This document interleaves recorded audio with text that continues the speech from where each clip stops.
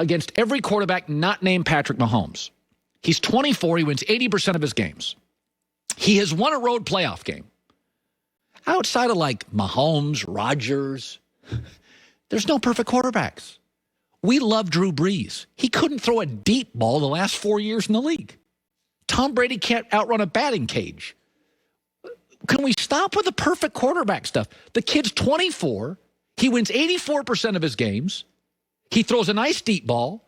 He is great athletically, and he's okay throwing, but does appear to be getting better. First year, his passer rating was 84. Needed work. Next year, it was 113 MVP. Kind of felt like a little bit like the league was still trying to figure out what the heck does this guy do. Then the league last year kind of figures out, but his passer rating ends up 99. If he retires today, it would be the 5th highest ever. I like Derek Carr. His passer rating's closer to 90 than 100. I like Matt Ryan. What's his passer rating? If his passer rating settles around 99, and I do think that's kind of what we're looking at. He's also very good on third down, which has always been a very interesting quarterback stat. The best quarterbacks are good on third down. They have instinct. They're good pre-snap. They're coachable. You know, that's always been a big stat for me. How's your quarterback on third down? How's your quarterback on primetime games? Lamar is Zion. We're so caught up in what he can't do. But the stuff he can do is so otherworldly. We got to stop the can't stuff. If you sit around and are paralyzed because you don't agree with one policy of your politician, you're going to be a bitter old man. If you agree with he or she on 75% of policies, vote for him.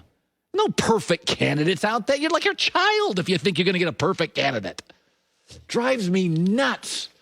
There's no even Mahomes. He now's been hurt a couple times. Sometimes he gets a little flake left sideways, throw behind his back.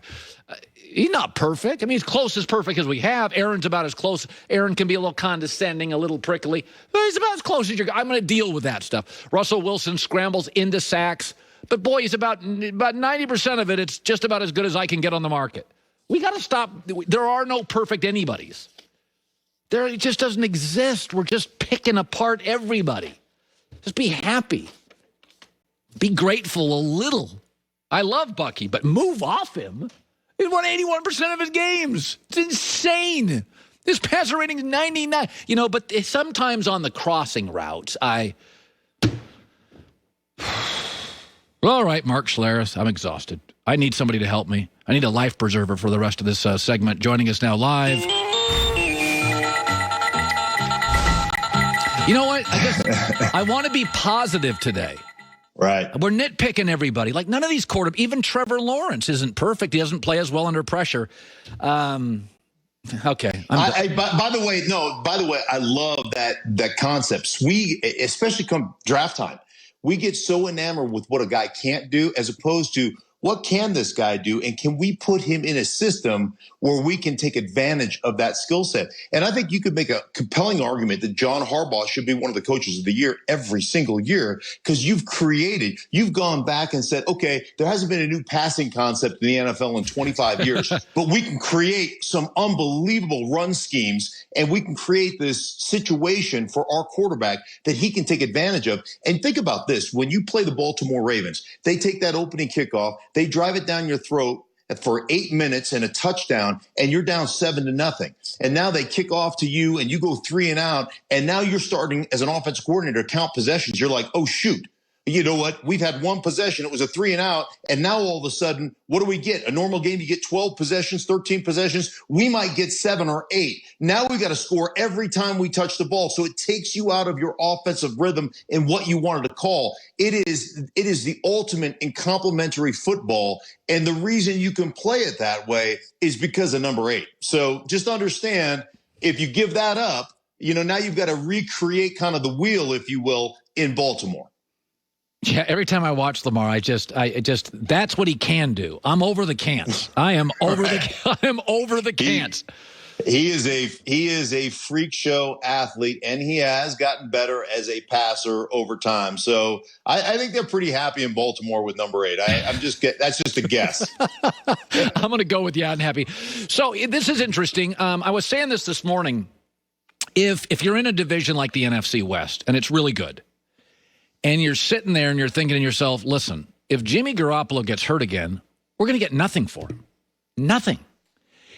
If we can get a second-round pick for him, we'll just draft the quarterback ready to play now, Mac Jones. May have a lower ceiling.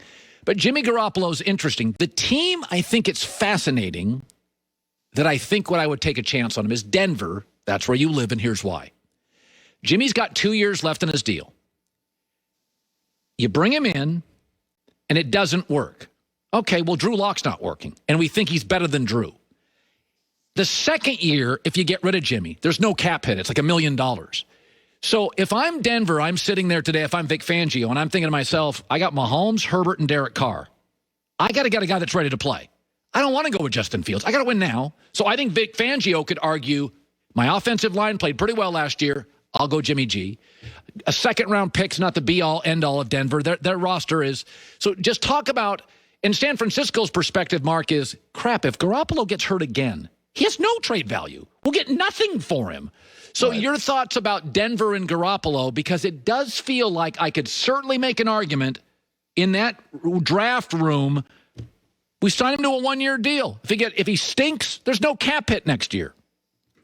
Yeah, you know what? I think it's a great concept, Colin. And Jimmy Garoppolo, there is nothing wrong with his QBing skills. I mean, that guy can spin it. There's no question about that. It's just his availability has been the issue because he's been hurt so many times. But, the Broncos came in with George Payton being the general manager now saying, we want to bring competition to that quarterback room. So, if you draft in the top 10, you're not bringing competition into the quarterback room. You're replacing your quarterback, correct? I mean, You're not saying, okay, we're drafting the top 10 and it's open competition between you and Drew Lock. No, you have drafted the predecessor. So that's not an open competition. If you draft in, if you're drafting in the second or third round, then okay, that's a competition. Or if you're bringing somebody in like Jimmy Garoppolo, a veteran player, you can still have a competition there. So that part makes sense. As far as San Francisco, I thought it was funny yesterday, Kyle Shanahan saying, well, we have five quarterbacks we like. You did not move up to the number 3 overall spot because you've got 5 guys that you like. So we're just going to give up another first rounder because we could have moved up to 5 with Cincinnati. If all 5 guys are equal, I mean, that is the ultimate. And listen, I'm tired of having to answer stupid questions. So I'm going to throw some stupid stuff at you. Right. Listen, Maya, I'm not I was texting with Kyle this morning. I am not in the news breaking business. That's not my listen. I don't have any desire to break news. I'm just happy to break wind without soiling myself. That's all I'm looking for right now. That's where I'm at in life. Okay. So I do think it makes the most sense. You are ready. Your window to win is open. Your roster is so solid. You get all those first rounders back that, on your defensive line. Your offensive line is set with Trent Williams at the left tackle position. You can plug any running back in. And I talk to teams all over the general managers and head coaches. There's not one team that I've talked to, and I've talked to multiple, 6, 7, 8.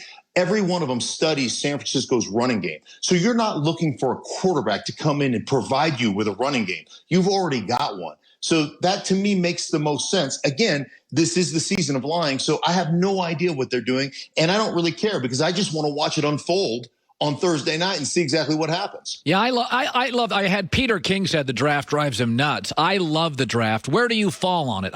It's interesting. There's all these questions about Justin Fields, this, that. I always kind of have a feeling like in life, and this is something I preach to my kids all the time, there's a silver lining in the worst days. You can go to the worst days of our country. There's a silver lining and stuff. If you drop in the draft, you go to a better roster.